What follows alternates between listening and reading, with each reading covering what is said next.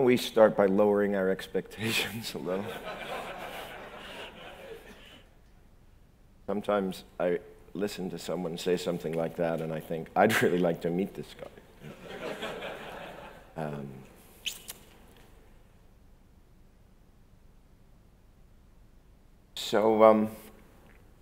Fairly audacious title, but I was inspired by Antonis, who challenged us to think big and be bold. So here we are. You know, I first heard about the Bitcoin paper because I started receiving unsolicited mail, email and regular postal mail, people that I had never met, writing and saying, I noticed that your work constitutes several of the references in the Bitcoin paper. I also Googled you, and I found out that you're fluent in Japanese. And so I was wondering, it would always go like that, and you know, my answer is always the same. Watashi wa Satoshi Nakamoto de wa arimasen. Demo Satoshi dattara sore o gokohaku suru to omoimasu ka? I don't know any other way to say it that's, you know, clearer than that. So, you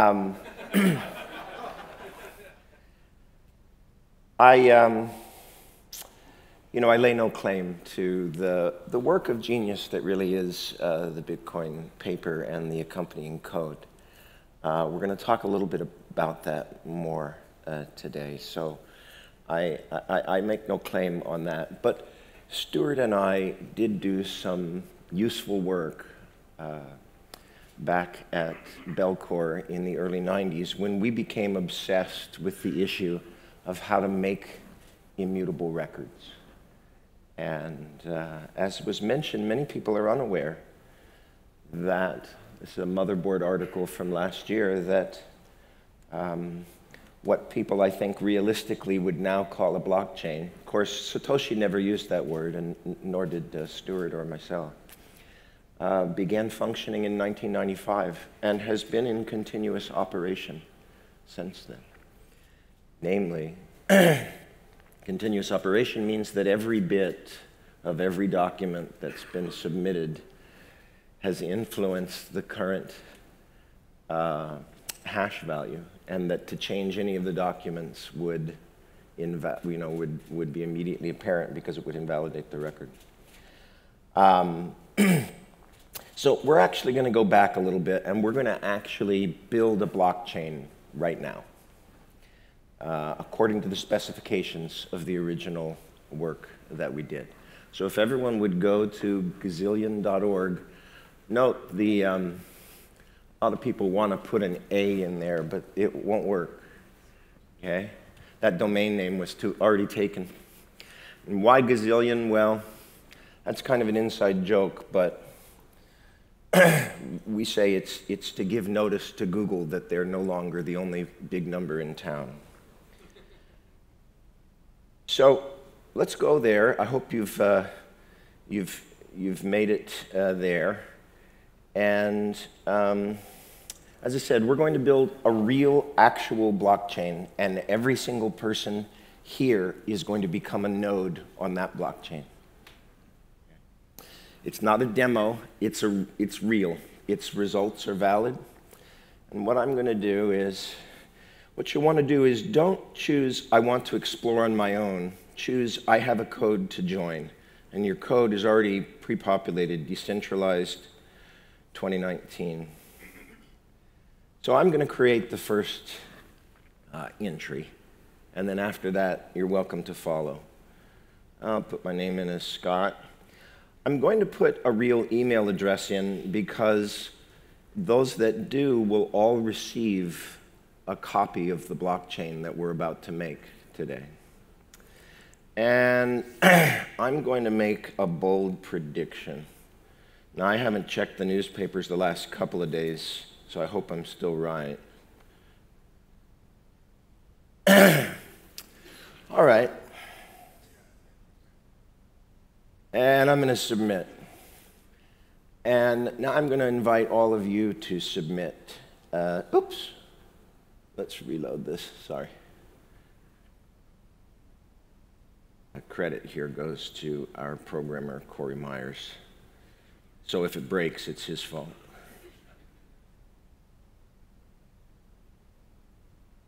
Yeah, I'm calling it Brexit, October 31. Uh-oh. They don't like the comment. Don't like the conference. Should we try it one more time, or we may have to move on?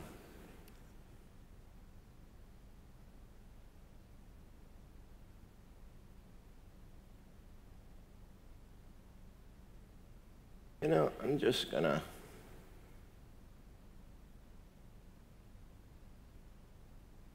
Let's see what we got here.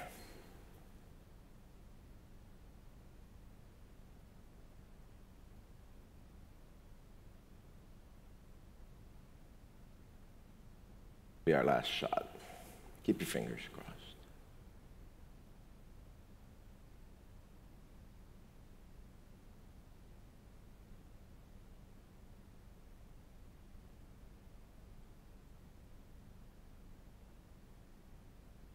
No X.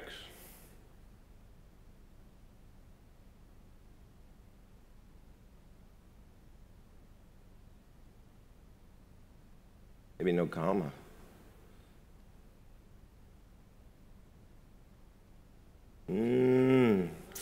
Well, not that anyone's code ever broke. What we would have done, this is the part where I have to fill time by telling a joke. So these two blockchains walk into a bar. I've never figured it out past that. It worked for you. You just created the block. Did you create the distributed 2019 block?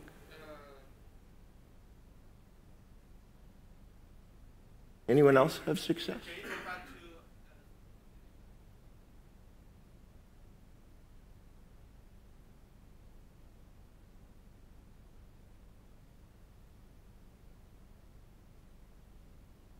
So you didn't have any trouble?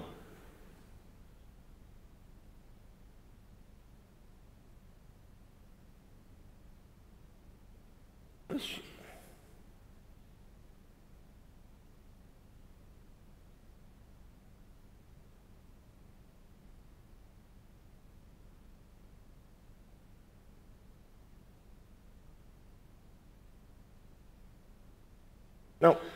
All right. What happens here is that a blockchain gradually gets built, and for each 4 of you, it forms a Merkle tree, and then for the next 4, attaches it to the next, attaches it to the next, and we continue on down the chain, as many entries as we have.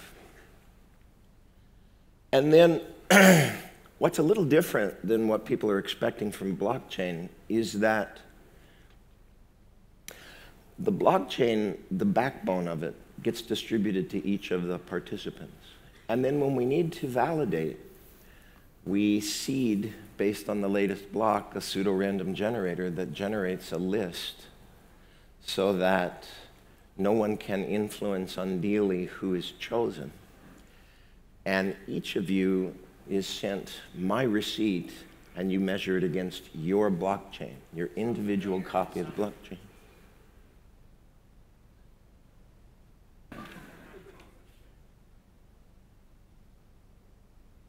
Interesting.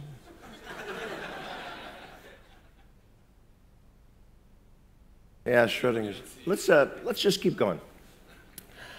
And so each of you have an equal responsibility in validating any particular individual's request. And when I then modify my, my entry, because I found out that Brexit actually didn't go through last night, if you can believe it, I just change it to Brexit 10/31/2020. Okay? The problem is, I'm happy for you that are succeeding here. The problem is, as soon as it's sent out to a representative community of the participants, there you go. And again, these individual, the link in black is your individual copy of the blockchain backbone.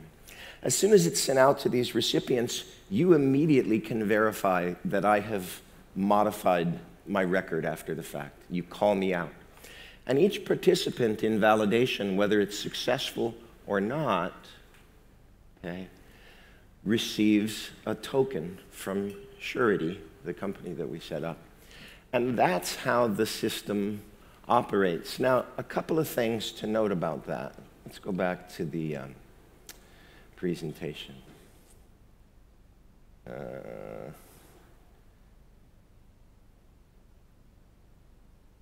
So I've read many definitions of blockchain, but I like the parsimonious one. We cryptographically link records and we widely distribute them. That's where I would draw the line on what constitutes a blockchain. It is, after all, a cryptographically connected chain of blocks of information. Now, obviously, much more has been done since those early days, but in a sense, it all falls along these four axes.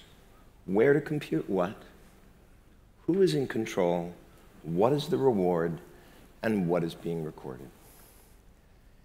And I think it's worth reflecting on the fact that Satoshi made some design decisions in this four-dimensional space, but others have continued to innovate, making different decisions, and it doesn't make one of them more a blockchain and another a less. But I want to go back to something that our president, our university president, pointed out, and that is things have not gone as well, perhaps, as they could have. This article from Wired is just 4 days old, and it talks about the fact that we've run into some headwinds. And it's for that reason that I'd like to suggest that there's 3 things to think about at this juncture with the blockchain. And I mean this in as supportive a way as I can say it, but I'm still going to say it. First thing, we need to celebrate Satoshi, but it's time to move forward. What he did really is a kind of artistic work of genius, but it doesn't mean that it's without its flaws. And I don't mean to go into any detail here, but there's plenty of innovation left to do. The risk with celebrating Satoshi too much is that we end up doing what Richard Feynman called cargo cult science, where we become so enamored of the success that we've seen that we take the whole thing in a package and we essentially mimic it without really thinking about it from first principles. And that's more like hero worship rather than an expression of appreciation. So thank you, Satoshi, but let's treat it as the opening act that it is, and not a Bible.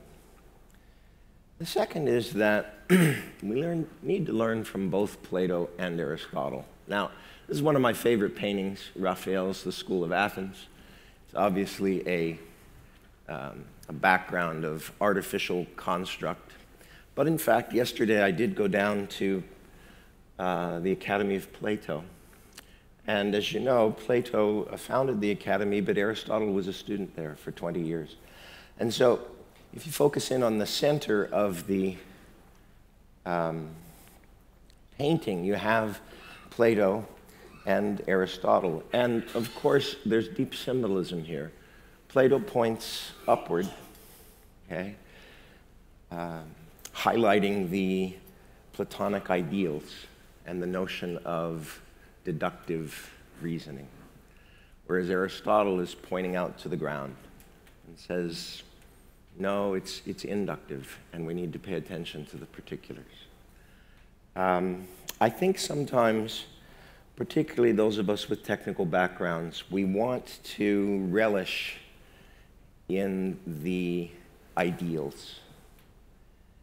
And what I learned post my early work in cryptography, I spent a long time helping innovators move their technologies out of the university research lab and into the commercial marketplace. And I learned that if you stay in Plato's world, you never make a successful product. You want people to celebrate how smart you are. And no one's interested in buying that. What instead you need to do is get down into the dirt and the details and actually build a compelling product. That does not come easy for many of our most innovative people, a lesson I've learned over the last 20, 25 years. And then the third thing I think we should do is reflect on the lessons of Gutenberg. You know, I personally think that the blockchain comes closest as an innovation to the same spirit that imbued the creating of movable type and the mass production of books. And in some sense, to me, the way to abstract away, there I go being the Plato guy, is to see that we're looking at a social progression that is doing two things and has been doing it for several hundred years. Namely, one, we are becoming connected to every other person on the planet. And two, it is mediated by increasingly sophisticated computational power. And in that sense, the creation of an immutable record with all the world as witness is a kind of publishing act that follows in the spirit of Gutenberg. Now, what are the lessons to learn? One, Gutenberg died poor. He did not finance his operation appropriately. And a lot of what I see, people are not taking into account what's needed to actually get to success. Secondly, the printing press obviously had enormous power to do something good. Okay? But it doesn't mean that it can't be used for inappropriate purposes. And I think the promise of the blockchain, what I hope everyone shares with me is a sense, for example, in that early blockchain that we sort of built, that we're all equal. We all hold a stake in the blockchain. We're all needed to validate the other's work. It's only collectively that we can create immutable records. And we have a responsibility to the community to support each other. And that's the way that the blockchain is going to actually be used for good, when the underlying technology that's evocative of a world of greater equality and a peer-to-peer is actually used in such a way that it supports that standard rather than works against it.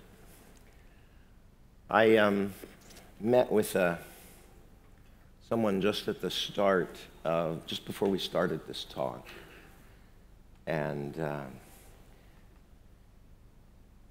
name's Evangelia, and I'm embarrassing her, but I'm going to further embarrass her. Could you just stand for a second? Evangelia introduced herself to me and said that she's studying for a master's in blockchain. And I guess in some sense to me she represents the real hope for all of us. I guess from my perspective, the work that we did so many years ago was laying a foundation. We know how to build an immutable record with all the world as witness. But it's for Evangelia and the rest of you to decide what kind of future we build on top of that. And I'm really looking forward to seeing what you do. Thank you.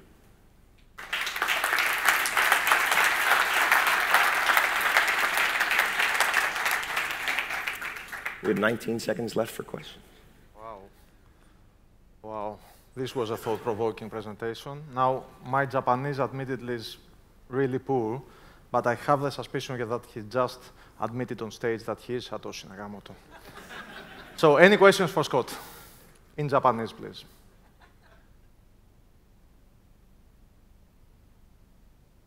Anyone? Yes, please. Hi. You're wondering if I understand that correctly. Now what? In your opinion, what's your personal opinion, now what? You didn't give us a hint about that. What's the next stage for this technology? You said the Evangelia should go for that, but your opinion? Well, have you got an hour or two? Let me put it like this. We have yet to see compelling applications that really rise to the spirit that we all feel when we contemplate how it's only by linking our records together that we can achieve a sort of unified view of things. And again, you know, I wear a different hat today. I'm a venture capital investor in the blockchain space. And I know a compelling application when I see it. And they are few and far between. We are not thinking enough about solving a problem. We are still stuck in trying to impress people with just how smart we are. And obviously there are exceptions to that, and I don't mean that as a criticism of any of us individually or collectively, but you'll know a compelling blockchain application when you see it. Thank you very much, Scott. Thank you very much. Thank you.